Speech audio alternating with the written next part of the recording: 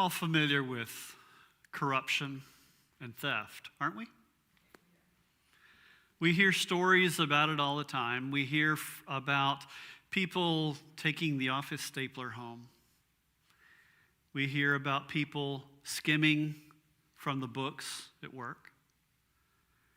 We hear of people abusing government office for personal gain or using position in a way that is unwarranted so that they can profit financially, socially, politically. We hear stories about that all the time, right? We hear stories about theft and corruption from the opposite direction as well, don't we? Forcing employees to work off the clock, using somebody's immigration status against them to enable one greater control over them or force them to do things they wouldn't otherwise do or work for even no pay. Corruption and theft in a work relationship works both ways, and in all of those ways and in so many more instances, doesn't it? Now, what happens when corruption and theft have to do with God's resources? The passage we're looking at today deals with theft, it deals with corruption, it deals with mismanagement, but it deals with an awful lot more than that as well. Right? The rich man in our story is fabulously wealthy. As is normal for Jesus' parables, the rich man here is wealthier by far than most of the people that would have been considered wealthy in first century Judaism. We only hear of two of his many debtors in this parable, and those debts are fabulous debts. For the day, 100 bushels of grain is what you would expect on average from 100 acres of wheat that had been planted. That's a lot of land in first century Israel. That's a whole lot of production. There weren't many people that had control over 100 acres of planting land. That was far beyond the reach of most of the wealthy. The other we hear about, whose debts are described in oil, olive oil, we're talking about the production of an immense olive orchard. Everything in it that would be produced in an entire year, and this is the debt mentioned. That's par for the course when Jesus is talking about rich people. He uses exaggerated numbers to help us imagine the worst of the worst, or the best of the best, or the richest by far. It's one of those. There once was a man who was so fabulously wealthy, he had lands and servants and slaves and children and people and wives and da-da-da-da-da-da, right? The description we see when we read the book of Job. A man fabulously wealthy who is now the example par excellence in the common understanding of one who was blessed by God. For this man to be so wealthy, he must be blessed in a very special way by God. That's how they generally thought of it. The poor were considered nominally to be under some kind of curse. They were struggling because they had done something wrong. It was really just a way to justify the exceeding wealth of some, while others were in need, dire need. The rank and file populace lived rather much hand in mouth. Theirs was a survivalist. It was scarcity was the name of the game. But now in Jesus' parable, we have to look at things from a different standpoint, because Jesus is saying this rich, wealthy man who is sitting there in control of all of this fabulous wealth has a servant who is robbing him.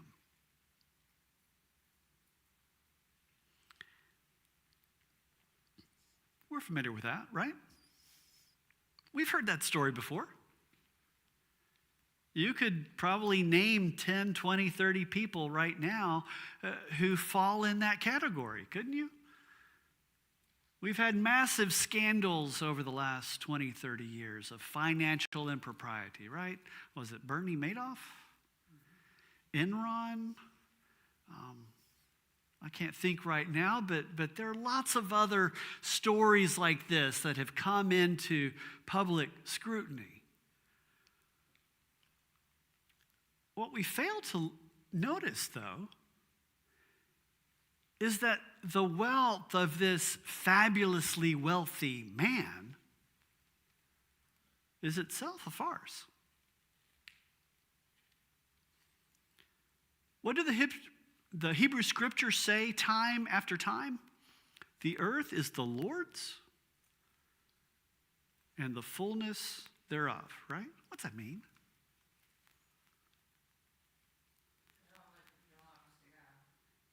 All of it? Yes. But I planted the field. I did the work. We are servants of the Lord. So my labor now is meaningless? No, it feeds you and your family. Be quiet.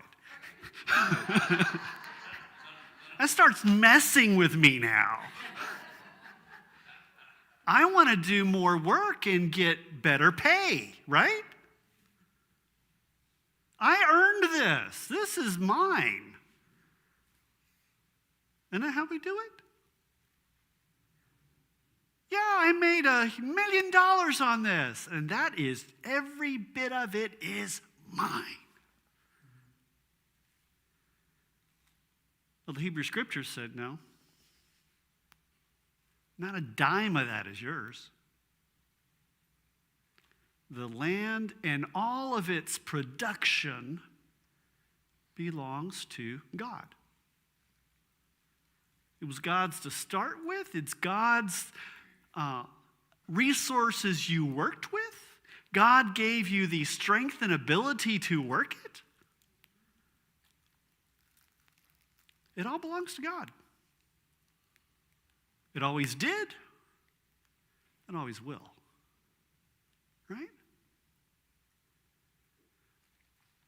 We don't tend to put a whole lot of emphasis on recognizing how much instruction there is in the Hebrew scriptures on issues of economics.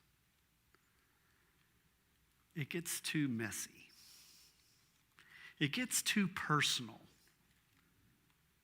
It counters so many of our received ideas and traditions and the way things operate in this world. And there are too many powerful people that would get upset if we started pointing out the way we use wealth unjustly. Isn't that how it goes?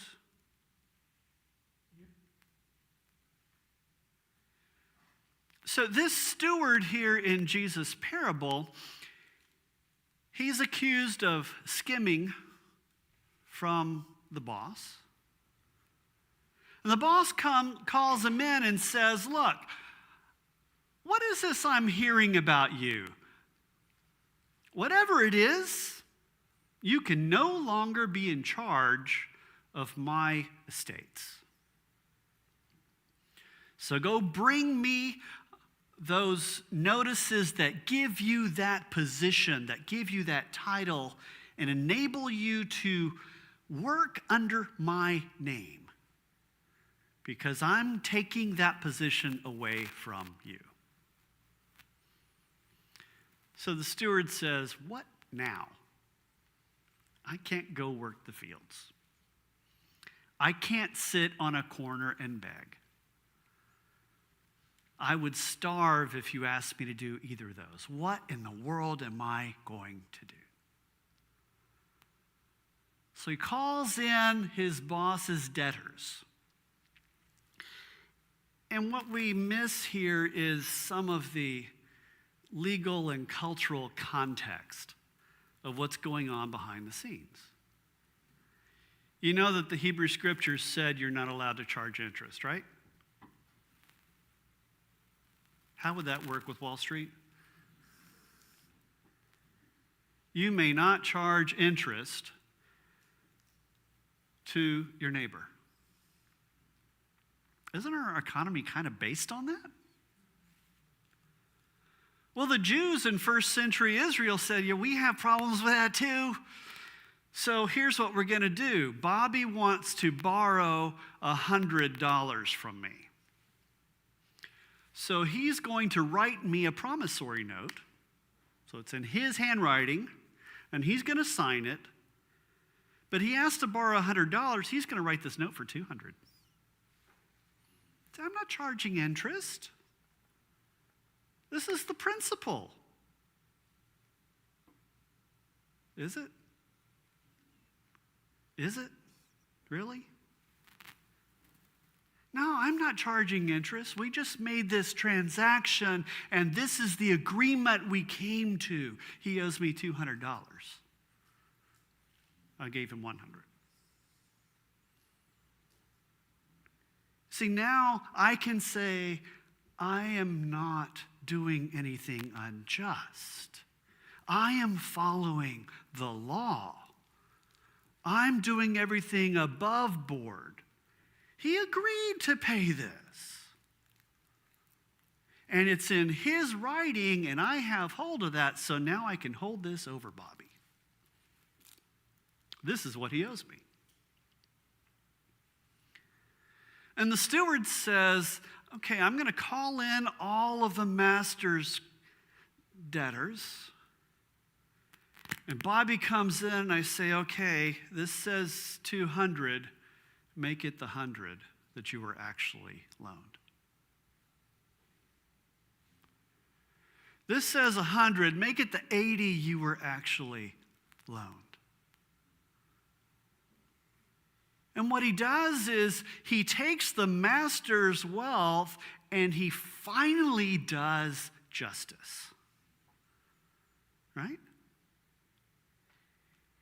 He takes away the usury that the boss was not due. And he's not stealing from the boss, right? Because that extra 100 was never his. He's not putting it in his pocket, right? So he can't come back on me. And he's building goodwill for himself with Bobby and for the boss with Bobby. So what recourse does the boss now have to come back and call either of us on the carpet? That extra 100 wasn't his. So he can't claim it. The legal document now says 100, not 200. He has gained power and influence and goodwill with Bobby. So he'll lose that as well if he goes back on this. He can't take the notice of debt to the city gates and say, I am being robbed, because it clearly there states that the debt is the 100, not the 200.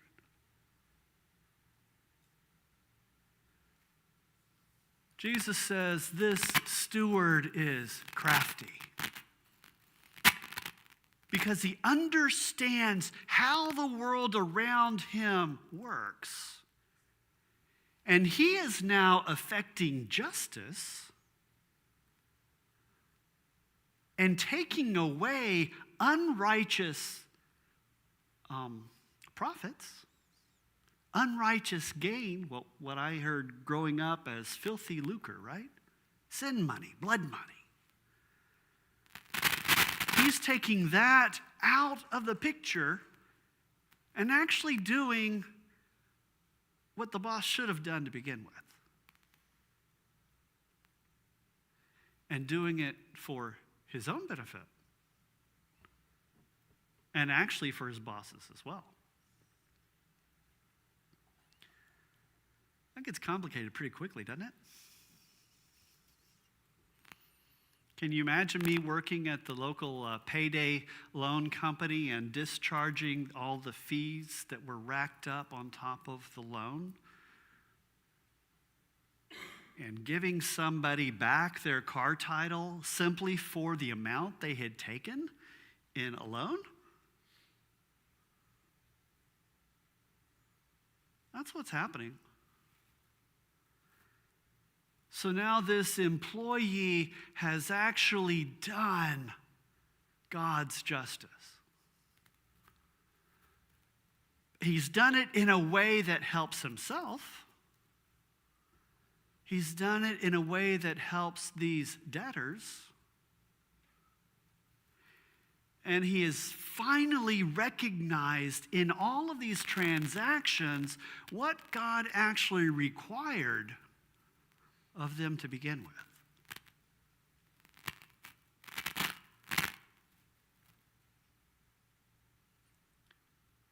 All of that belonged to God, right?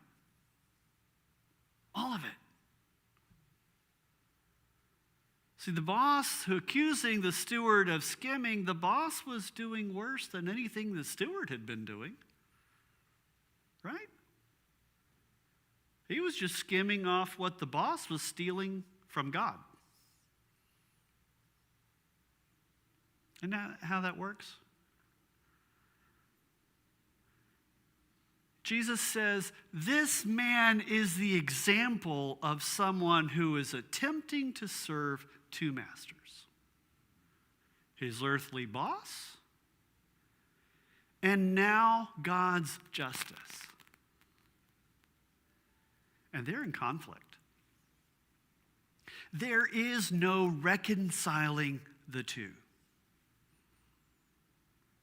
I cannot serve God and do God's justice and still follow the rules of the road established all around me. If that was true in first century Israel, is it any different today? Find me an economic system around the world that actually follows the demands of God's justice. I could give you lots of time. You wouldn't come up with one, would you? Because that's not how we operate. We operate against God's justice. Because the way we operate is trying to assume that everything under our control belongs to us. And God says, no, it doesn't. It's mine. I gave that to you. I put that in your hands. I put that in your care and entrusted it to you as a steward of my creation. And I put requirements on what you do with those resources. And they're for the benefit of my entire creation. They're not yours to do with as you please. They never were. They never will be. And any complaint to the contrary is simply attempting to steal from God, isn't it? Because either the earth and all of its production, all of its bounty belongs to God, or it doesn't. But we can't have it both ways. We can't serve God and serve the rules of the road that our culture, our society, or some other culture and society have established. Because the rule for God is justice. Justice is doing what is right, doing what is good, meeting the needs of people around me, of all of creation around me, including the environment, right? Because that is also God's creation. Animals, plants, the biosphere, everything. And I have been called by God as a steward. And Jesus says, use your stewardship then appropriately. And recognize that you can only have one master. The rules of the road around us do not follow the demands and requirements of God. They just don't. We can use whatever language we want to use and cover that up and call this something other than usury, right? We could say, oh, this is an agreement. Oh, this is an excess fee for something else. This is to cover my expenses. This is for this, that, or the other. But we know better, don't we? So the rules of the road in Brazil, in Mexico, in the U.S., in Afghanistan, in Kuwait, in Israel, in Russia, whatever, are very different, right? They're about what I can get out of this. And the rules of God's justice instead are, what can I give you to meet your needs? And that's an entirely different proposal. To do anything else, though, isn't that simply theft from God?